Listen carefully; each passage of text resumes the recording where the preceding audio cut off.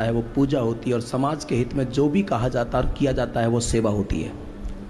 हम जो भी कर रहे हैं सेवा करें।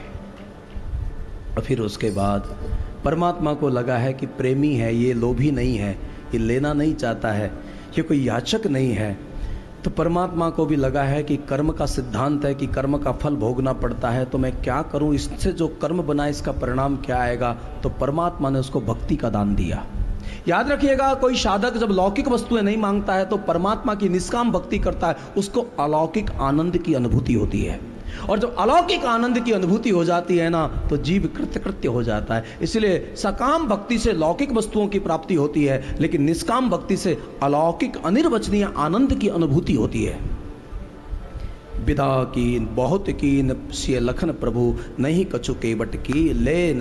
तो फिर विदा कीन करुणायतन भगति विमल वर देई, भगति का वरदान दिया है। और फिर राम जी वहाँ से आगे चले हैं, गंगा के किनारे माँ जानकी पहुँची है, और गंगा के उस तरंग को गंगा तरंग रमणीय जटाकलापम, शंकर भगवान का स्मरण करते हुए गौरी का पूजन किया है। और गंग सकल मुद मंगल मूला, सब सिद्धि देने वाली है, शोकों को हरण करने वाली है।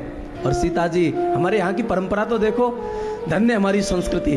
अगर कोई अस्तित्व का परम तत्व भी मानवीय पिंड में आता है तो वो भी मानव धर्म का पालन करता है, हमारी संस्कृति का संवाहन करता है, संस्कृति का रक्षण करता है। इसलिए राम भी पूजते हैं और सीता भी हमारी संस्कृति का पूजन करती है, प्रकृति का सम्मान करती है। गंगा का पूजन कर रही हैं और क्या याचना करती हैं, पति देवर संग कुशल बहोरी, आय करो जेहि पूजा तोरी।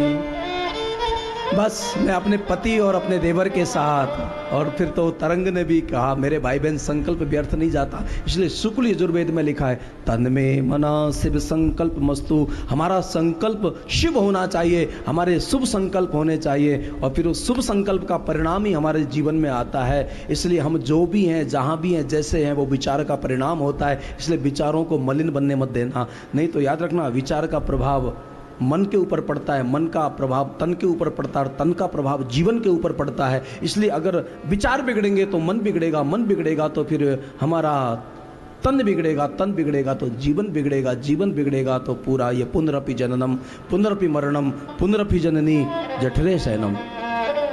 फिर उसके बाद प्राणनाथ देवर सहित कुशल कौशला आए, तुम्हारी मनोकामना पूर्ण नहीं हो जाए।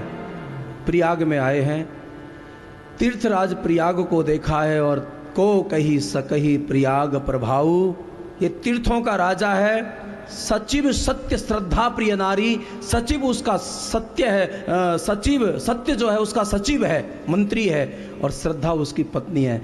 माधव मीत, माधव जो है ना, बेणी माधव का हम पूजन करते हैं, वो उसका मित्र है। राजा के 7 अंग महत्वपूर्ण होते हैं। राजा का मंत्री कैसा होना चाहिए, राजा की नारी कैसी होनी चाहिए, राजा का मित्र कैसा होना चाहिए, राजा का जो गुरु है वो कैसा होना चाहिए, राजा के कोष कैसा होना चाहिए, राजा की प्रजा कैसी होनी चाहिए, ये सब आपको देखना है ना। तो इस प्रसंग को पढ़ो।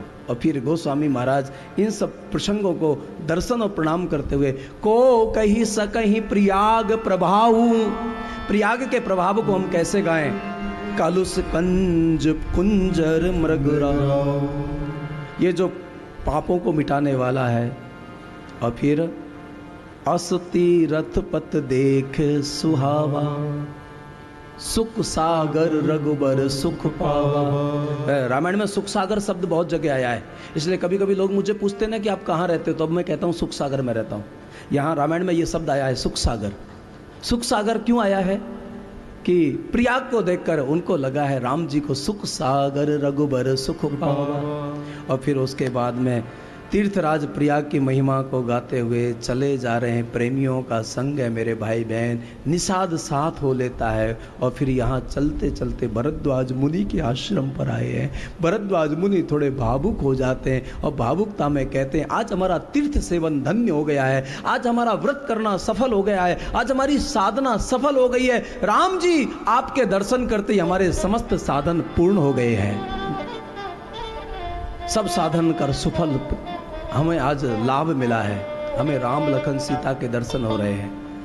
बहुत सुंदर। अब हम यही प्रार्थना करते हैं कि आपके चरणों में हमारा प्रेम बन जाए। अब कर कृपा देहूं बर एहूं, निज पद पंकज सहज सनेहूं। अब आपके चरणों में स्वाभाविक प्रेम, हमारा प्रीति पैदा हो जाए। अब हमारा मन कई विषयों में ना भटके, अब हमारा मन अशुद्ध कर्मों में ना जाए, हमारा विवेक स्थिर हो जाए, हमारे को हृदय में परमात्मा के प्रति अनुराग पैदा हो जाए। हे तीर्थराज, यही हमें दे दो। और ऐसा भरद्वाज मुनि जब मांग लेते हैं तो राम जी मुनि को कहते हैं कि महाराज, हमें तुम बताओ कि हम किस मार्ग से जाएं, हम किस रास्ते से जाएं।